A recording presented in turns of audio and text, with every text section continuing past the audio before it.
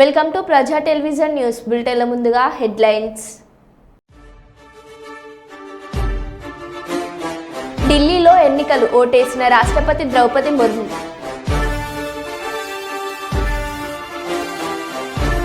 కోంపల్లిలో తన సోదరి చీటి సకలమ్మ గారి ద్వాదశ దిశ కర్మలో పాల్గొని పుష్పాంజలి ఘటించిన కేసీఆర్. నార్సింగ్లో చైన్ స్నాచింగ్ గొలుసు లాగే సమయంలో కిందపడి మహిళకు గాయాలు. మైనర్ యువతిని ట్రాప్ చేసి తీసుకెళ్లిన లెక్చరర్ వినయ్ వర్ధన్ను అరెస్ట్ చేసిన కొవ్వూరు పోలీసులు. ఉపాధి హామీ కూలీలతో నేను సైతం అంటున్న సాగునీటి సంఘం అధ్యక్షులు గారపాటి. నాగూర్ కర్నూలు జిల్లా చారకొండలో తీవ్ర ఉద్రిక్తత. బైపాస్ కోసం మా ఇండ్లు కూలగొట్టొద్దని బాధిత కుటుంబాలు నిరసనలు.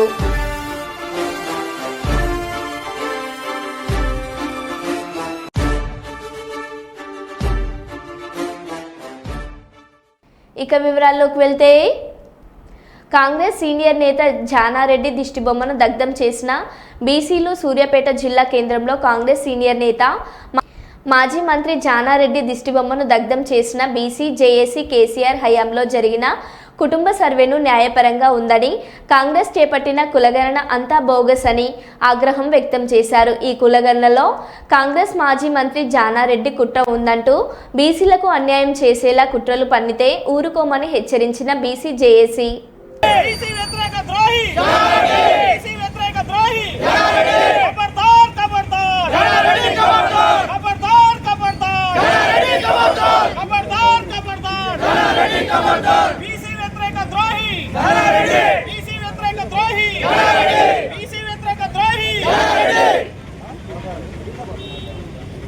బీసీ రాజకీయ వ్యతిరేకి జానారెడ్డి, బీసీ రాజకీయ వ్యతిరేకి జానారెడ్డి, జానారెడ్డి, జానారెడ్డి, జానారెడ్డి. ప్రధానమంత్రి నరేంద్ర మోడీ ఈరోజు ఉత్తరప్రదేశ్లోని ప్రయాగ్రాజ్లో మహాకుంభమేళాను సందర్శించారు. అక్కడ గంగా, యమున మరియు పౌరాణిక సరస్వతి నదుల సంగమం అయిన త్రివేణి సంగమం వద్ద స్నానం చేశారు. ఈ ఆధ్యాత్మిక యాత్రలో ఉత్తరప్రదేశ్ ముఖ్యమంత్రి యోగి ఆదిత్యనాథ్ ఆయన వెంట ఉన్నారు.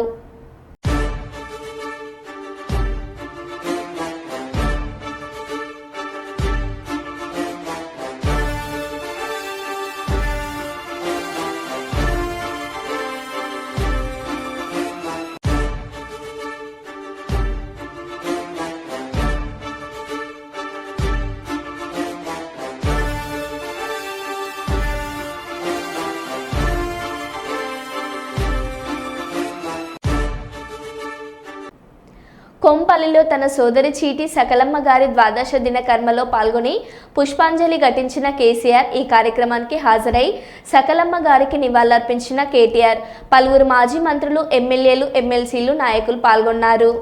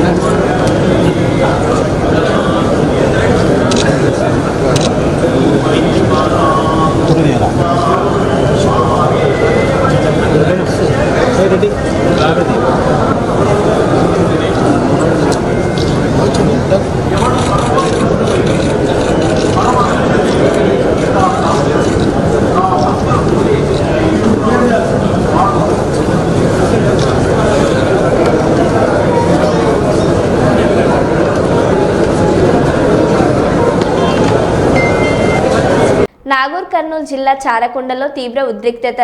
నిరసన చేస్తున్న చిన్న పాపను సైతం పోలీసులు వాహనాల్లో తరలిస్తున్న పోలీసులు. జడ్చెల్ల కోదాడ 167వ రహదారి నిర్మాణ పనుల్లో భాగంగా బైపాస్ రోడ్డు కోసం చారకొండలో 29 ఇండ్లను కూలగొట్టడానికి సిద్ధమైన అధికారులు. పోలీస్ బలగాలతో జేసీబీలతో వచ్చిన అధికారులు బైపాస్ కోసం మా ఇండ్లు కూలగొట్టొద్దని బాధిత కుటుంబాలు నిరసనలు చేస్తున్నారు.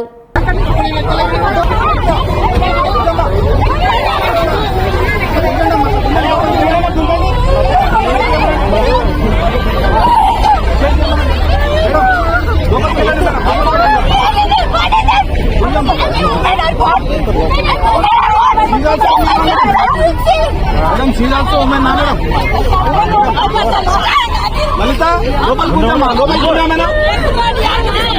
అరే లోపలికి కూర్చోమ్మా.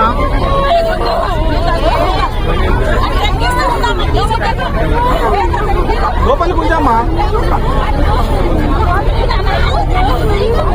అవతల జరగమ్మా, అవతల జరగ, అవతల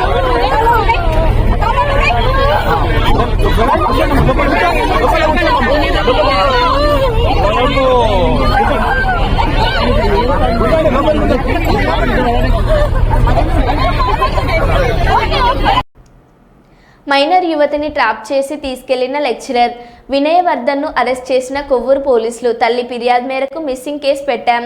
మైనర్ యువతిని అనంతపురం తీసుకువెళ్లి అటు నుండి భీమారం వరకు తీసుకెళ్లి వదిలేసిన లెక్చరర్ను వినయవర్ధన్ విజయవాడలో ఒక లాడ్జ్ రూమ్ తీసుకొని మైనర్ యువతిపై అత్యాచారం చేశాడు.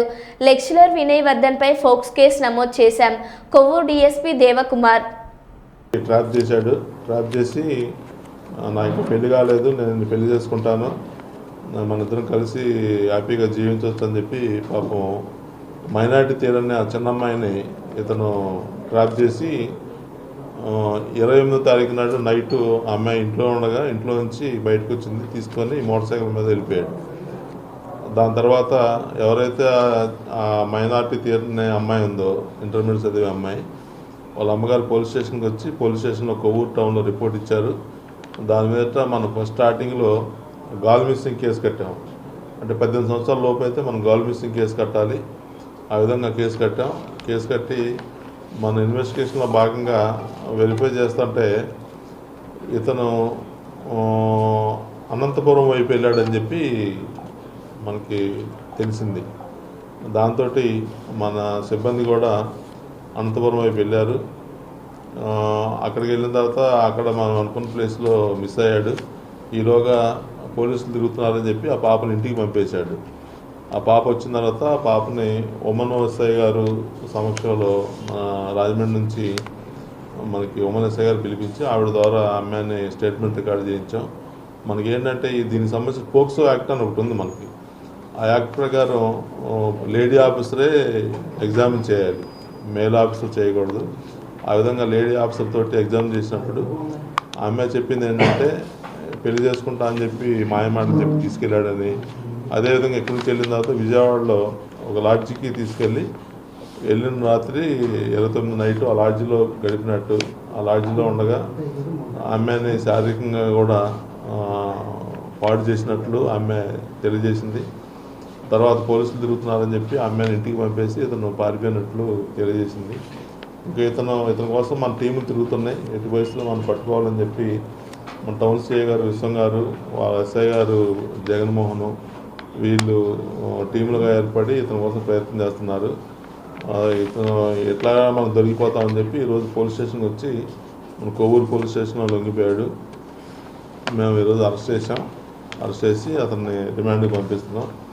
ఇది అదే కాలేజీలో చదివే అమ్మాయిని అదే కాలేజీలో పనిచేసే లెక్చరర్ కానీ యాజమాన్యం కానీ మరే విధమైన ఎంప్లాయీ కానీ ఈ విధంగా చేస్తే పోక్సో యాక్ట్ అంటే చిన్నపిల్లలు 18 సంవత్సరాల లోపు అమ్మాయిలకి వర్తించే ఒక సెక్షన్ ఉంది. దాని ప్రకారం కేసు కట్టే అతని మీద చాలా పెద్ద కేసు అది. ఇతను ఈరోజు రిమాండ్ పంపుతున్నాం. కోర్టులో ప్రొడ్యూస్ చేసి తర్వాత మనం బెయిల్ కూడా రాదు ఇతనికి. రాజమండ్రి సెంట్రల్ జైలుకి అప్పచెప్తాం. ఈ కేసు కూడా బలమైన కేసు. ఇతనికి 20 సంవత్సరాల వరకు జైలు శిక్ష పడే అవకాశం ఉంది. మనం అన్ని విధాలుగా కూడా ఇతనికి తగిన శిక్ష పడేలాగా ప్రాసిక్యూషన్ ఎక్కడ ఫెయిల్ అవ్వకుండా మనం యాక్షన్ తీసుకుంటాం. కేంద్ర ప్రభుత్వం ప్రవేశపెట్టిన కేంద్ర బడ్జెట్ రైతు కార్మిక ప్రజా వ్యతిరేకమైనదని, కార్పొరేటర్ శక్తులకు దోచిపెట్టే విధంగా కార్పొరేటర్ శక్తులకు అనుకూలమైనటువంటి బడ్జెట్గా ఉందని బడ్జెట్ను వ్యతిరేకిస్తూ సంయుక్త కిసాన్ మోర్చా ఎస్కేఎం జాతీయ పిలుపులో భాగంగా మైబాద్ పట్టణంలోని తహసీల్దార్ కార్యాలయం ముందు రైతు కార్మిక సంఘాల ఆధ్వర్యంలో కేంద్ర ప్రభుత్వం ప్రవేశపెట్టిన బడ్జెట్ బిల్లు పత్రాలను దగ్ధం చేయడం జరిగింది. ఈ కార్యక్రమానికి సంయుక్త కిసాన్ మోర్చా ఎస్కేఎం జిల్లా కన్వీనర్ కామ్రేడ్ గుజ్జు దేవేందర్ అధ్యక్షత వహించగా, వక్తలుగా టీఐసియు జిల్లా కార్యదర్శి బిల్లకంటి సూర్యం, ఐఎఫ్టియు జిల్లా అధ్యక్షులు ఎస్కే మదర్లు మాట్లాడుతూ కేంద్ర ప్రభుత్వం పార్లమెంట్లో ప్రవేశపెట్టిన బడ్జెట్ బిల్లుల్లో కార్పొరేట్ శక్తులకు దోచిపెడుతూ రైతు కార్మిక ప్రజా వ్యతిరేక బిల్లుగా తీసుకువచ్చిందని వారు మండిపడ్డారు.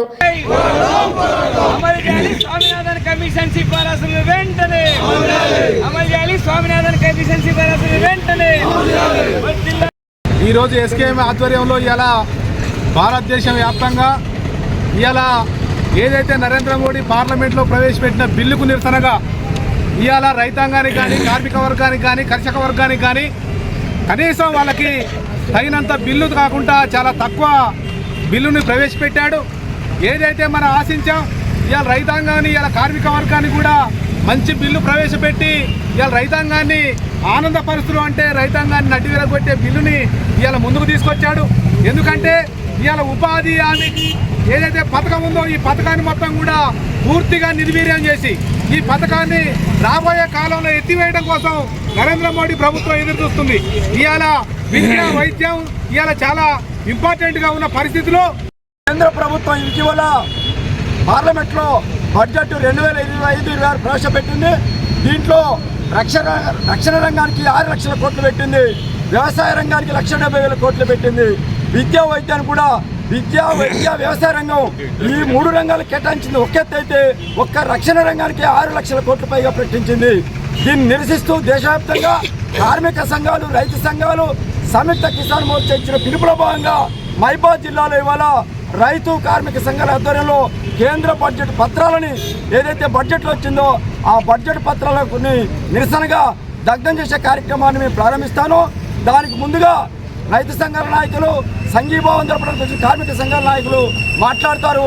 సమయాన్ని దృష్టిలో పెట్టుకొని ఒక్కొక్క నాయకులు ఒక్కొక్క సంఘం నుంచి ఒక్క నిమిషం తగ్గకుండా మాట్లాడి చెప్పిందిగా మరి ప్రగతిశీల రైతు సంఘం సంయుక్త కిసాన్ మోర్చా ఎస్కేఎం ఇచ్చినటువంటి పిలుపులో భాగంగా ఈరోజు దేశవ్యాప్తంగా అన్ని జిల్లా కేంద్రాలలో అటు రైతాంగం కావచ్చు, ఇటు కార్మిక వర్గం కావచ్చు, ఆ కేంద్రంలో ప్రవేశపెట్టినటువంటి బడ్జెట్కు వ్యతిరేకంగా నిరసన కార్యక్రమాలు ఇచ్చిన పిలుపులో భాగంగా ఈరోజు మనం కార్యక్రమం చేస్తూ ఉన్నాం.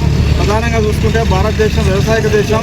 ఈ వ్యవసాయక దేశంలో మొత్తం 170% మందికి పైగా ప్రజలు వ్యవసాయం ఆధారపడి జీవిస్తున్నటువంటి క్రమంలో వ్యవసాయ రంగాన్ని నీరుగార్చేటువంటి పద్ధతుల్లో ఇవాళ కేంద్ర ప్రభుత్వం ప్రవేశపెట్టినటువంటి బడ్జెట్ ఉన్నటువంటి స్థితి మనం చూస్తూ ఉన్నాం. మరోవైపు ఈ దేశంలో 44 కోట్ల పైగా ఉన్నటువంటి సంఘటిత, అసంఘటిత రంగ కార్మికులకు సంబంధించినటువంటి ఎలాంటి సంక్షేమ పథకాలు లేకుండా ఇవాళ కేంద్ర ప్రభుత్వం బడ్జెట్ ప్రవేశపెట్టినటువంటి స్థితిలో మనం ఈ నిరసన కార్యక్రమానికి దిగాల్సినటువంటి పరిస్థితికి నెట్టబాటం అనేటువంటి విషయాన్ని కూడా మనందరం గుర్తు చేసుకోవాలని చెప్పేసి భవిష్యత్తులో భారతదేశంలో కమ్యూనిజం లేకుండా, ఎర్ర జెండాలు లేకుండా, విప్లవ పార్టీలు లేకుండా చేయాలనేటువంటి ఒక ఏకైక లక్ష్యంతో కేంద్ర మిత్రులు మరియు కార్మిక సంఘాల మిత్రులు, ఈ సభకి విచ్చేసిన అన్ని వర్గాల ప్రజలకి ధన్యవాదాలు తెలియజేస్తూ, ఇటీవల కాలంలో పార్లమెంటులో నిర్మలా సీతారామన్ బడ్జెట్ను ప్రవేశపెట్టారు.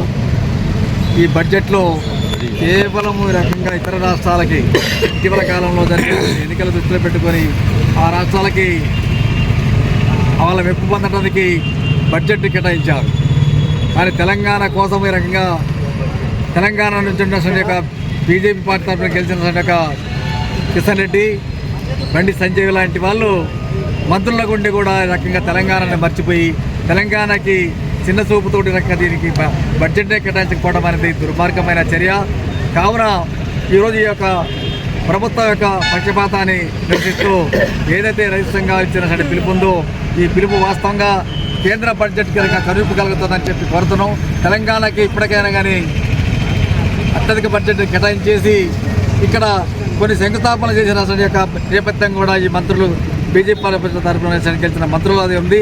హామీ ప్రకారంగా తెలంగాణకి అలాంటి యొక్క కేటాయించిన వాటికి కూడా రకంగా బడ్జెట్ని కేటాయించాలని చెప్పేసి ప్రజల వద్దకు పాలన అని ప్రభుత్వం కోరుకుంటుంది తప్ప టీ షాపుల్లోనూ లేదా రోడ్లకు మధ్యలో లేక ప్రైవేట్ భవంతుల్లోనూ ప్రభుత్వ కార్యకలాపాలు నిర్వహించమని ప్రభుత్వం ఏ ఒక్కరికి ఆదేశాలు చేయలేదన్న సంగతి మర్చినట్టున్నారు. మన గౌరవ సభ రిజిస్టర్ గారు మరి ఆ తంతు ఏంటో ప్రేక్షకులారా మీరే చూడండి. ఏపీలో రోడ్డెక్కిన రిజిస్ట్రేషన్లు టీ కేఫ్లో కూర్చొని కీలక ఫైళ్లపై సంతకాలు చేసిన సబ్ రిజిస్టర్ శ్రీ సత్యసాయి జిల్లాలో ఓ టీ కేఫ్లో కూర్చొని కీలక ఫైళ్లపై సంతకాలు చేస్తున్న కదరి సబ్ రిజిస్టర్ శ్రీనివాసులు కార్యాలయంలోని తన ఛాంబర్లో కూర్చొని సంతకాలు చేయాల్సిన అధికారి ఇలా హోటల్లో రోడ్ల మీద కూర్చొని సంతకాలు చేయడంతో విస్తుపోతున్న ప్రజలు. నంద్యాల జిల్లా ఆవుకు మండలం శివవరం గ్రామంలో అరుదైన పురాతనమైన శ్రీ సూర్యనారాయణ స్వామి దేవస్థానంలో రథసప్తమి వేడుకలు అత్యంత వైభవంగా జరిగాయి. గ్రామ పెద్దలు ప్రజలు ఆధ్వర్యంలో సోమ మంగళవారాల్లో ఆలయ ప్రాంగణంలో రథసప్తమి వేడుకలు అత్యంత భక్తి శ్రద్ధలతో జరిగాయి.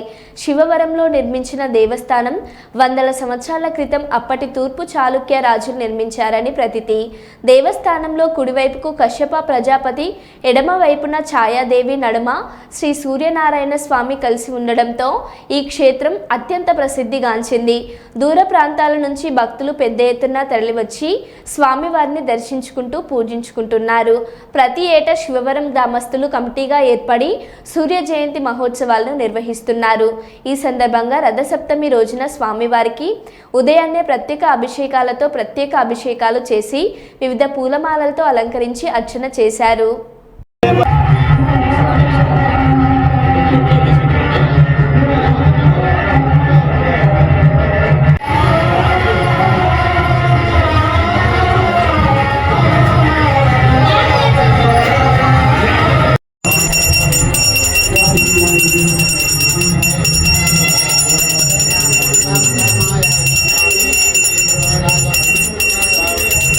నా పేరు మధురెడ్డి రెడ్డి. మాది ఇదే శివవరం గ్రామము. ఈ గ్రామ వాస్తవ్యుని. మా ఊళ్ళో పూర్వము తూర్పు చాళుక్య రాజుల టైంలో మా గ్రామంలో శ్రీ సూర్యనారాయణ స్వామి దేవస్థానము నిర్మించారని ప్రతీతి. ఈ దేవస్థానము ఇంతవరకు ఎవరు ఏమీ అనుకునేవాళ్ళు కాదు. మా సూర్యభగవానుడు ఉన్నాడు, సర్వజీవులకు శక్తినిస్తాడు, సర్వుని కాపాడే దేవుడు ఆ దేవుడే అని ఎవరికి ఈ విషయం తెలియదు. రథసప్తమి అనే కార్యక్రమం అదే సూర్యభగవాను జన్మదినము ఈ విధంగా జరుపుకుంటున్నారు రథసప్తమిగా. ఈ కార్యక్రమంకు సుదూర ప్రాంతాల నుండి భక్తులు రావడమే కాక మా గ్రామస్తులు అంతా ఏకమై మంచికి ఇంత సందాగా వసూలు చేసుకుని ఈ కార్యక్రమమును నిర్వహిస్తున్నారు. సూర్యభగవాను కిరణాలు మా గ్రామంలో ఉన్న సూర్యభగవాను గుళ్ళో సూర్యభగవాను మీద పడి నిదానముగా ఆయన పాదాల చెంత నుండి వెడలిపోతున్నది. నిత్యము భక్తులు బాగా ఈ కార్యక్రమమును చూస్తూ ఉంటారు. పేరు సన్నల సురేష్ అండి. సో శివవరం గ్రామంలో పురాతన సూర్య దేవాలయం ఉంది. ఇది 300 సంవత్సరాల క్రితమే నుంచే ఉంది. సో ప్రతి సూర్య భగవానుడి జయంతి రోజున ఇక్కడ ఘనంగా ఉత్సవాలు జరుగుతాయి. చుట్టుపక్కల ఉన్న గ్రామస్తులు పెద్ద ఎత్తున తరలి వచ్చి స్వామివారి ఆశీర్వాదం తీసుకొని ఇక్కడ అన్నదాన కార్యక్రమాలు what ever they arrange they took all those and they live here. But now currently we are celebrating with the help of the people who were there in the village and also the donations received from the other people nearest villages as well. But we are expecting from the environment department as well, they also need to contribute some more to celebrate more this, so that everyone aware of this temple and so that we can celebrate hugely against this temple. So that's it. Nandyal జిల్లా బనగానపల్లిలో ఆవుకుమెట్ట బిల్డింగ్స్లో దొంగలు రెచ్చిపోతున్నారు.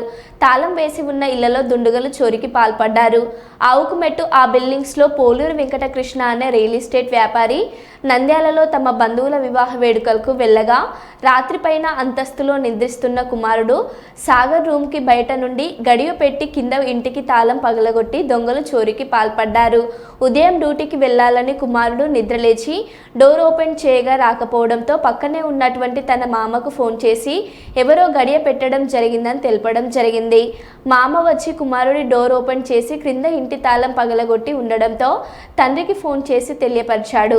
Real estate Poluru Venkatakrishna ఇంటికి చేరుకొని ఇంట్లో బీరువాలు తెరిచి ఉండడంతో బీరువాలో ఉన్న 80,000 రూపాయల నగదు, 1.5 తులాల బంగారం, 20 తులాల వెండి బీరువాలో లేకపోవడంతో దొంగతనం జరిగినట్లు పోలీసులకు తెలియజేశాడు.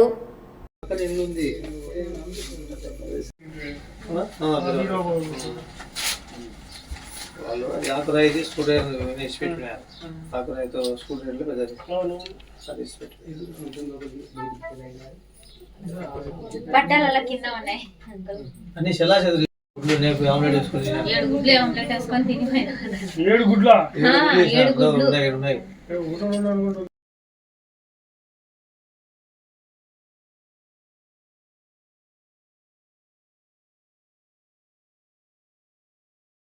స్వామి, నా పేరు పోలూరు కృష్ణ. మాది బనగానపల్లి ఆవుకుమెట్ట బిల్డింగులు. నేను ఫ్లాట్ల వ్యాపారం చేసుకుంటా స్వామి. నేను మా బంధువుల పెళ్లికి మ్యారేజ్కి నంద్యాలకు వెళ్ళినాను. వెళ్ళిన రోజు మరుసనాపొద్దు నిన్న నైట్ దొంగతనం జరిగింది. నా కుమారుడు మిద్దె పైన నిద్రిస్తుంటే బయట వాకిలు పెట్టేసి వీళ్ళు మొత్తం దొంగ బీరువాలు మొత్తం పగలగొట్టి క్యాష్ 80,000, వెండి 20 తులాలు, బంగారు వచ్చేసి 1.5 తులము. ఇంకా ఇచ్చి మళ్ళీ ఇంట్లో కూర్చొని ఆమ్లెట్లు వేసుకొని గుడ్లు వేసుకొని ఇంట్లో బెడ్ పైన తిని సాములు పోయినారు దొంగలు. ఫోరెన్సిక్స్ వాళ్ళు వచ్చి పోలీసు వారు వచ్చి వాళ్ళు వేలు ముద్రలు సేకరించి వాళ్ళు మొత్తం చెక్ చేసుకొని పోయినారు. వాళ్ళు పోలీసు వారు కేసు నమోదు చేస్తామని చెప్పినారు. మీకెట తెలిసింది ఇంట్లో దొంగతనం? మా కుమారుడికి గడబెట్టినందుకు పైన మా కుమారుడు డ్యూటీకి పోవాలని చెప్పి జేజే సిమెంట్ ఫ్యాక్టరీలో పనిచేస్తాడు. డ్యూటీకి పోవాలని చెప్పి చూస్తే ఒక బయట గడబెట్టినారు. ఆ గడబెడితే వాళ్ళ మామకు ఫోన్ చేసినాడు. ఇంట్లో పక్కనే ఉంది. వాళ్ళ మామ వచ్చి వాకిలు తీసినాడు. తీస్తాకలు అన్నీ ఓపెన్ ఉండే ఇంట్లో చూసి మా అల్లుడు నాకు ఫోన్ చేసినాడు. నేను నంద్యాలలో ఉండి ఉదయం 5 గంటలకు కాల్ చేసినాడు. 5 గంటలకు మేము వెంబడే వచ్చేసినాము. వచ్చి పోలీసు వారు సకాలం మేము మెసేజ్ ఇచ్చి పోలీసు వాళ్ళు వచ్చినారు ఇంటికాడికి. కేసు నమోదు చేసినాం. దేశ రాజధాని ఢిల్లీలో శాసనసభ ఎన్నికలు ప్రశాంతంగా కొనసాగుతున్నాయి. బుధవారం ఉదయం 7 గంటల నుంచే పోలింగ్ ప్రారంభమవగా రాహుల్ గాంధీ, రాష్ట్రపతి ద్రౌపది ముర్ముతో సహా పలువురు ప్రముఖులు తమ ఓటు హక్కును వినియోగించుకున్నారు. సాయంత్రం 6 గంటల వరకు పోలింగ్ జరగనుంది. ఈ పోలింగ్లో 1.56 కోట్ల మంది తమ ఓటు హక్కును వినియోగించుకోనున్నారు.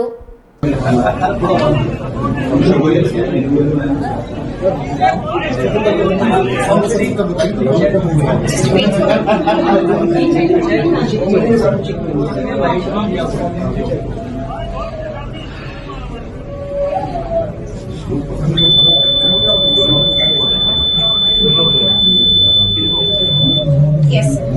Thank you. Thank you. Thank you. Sir,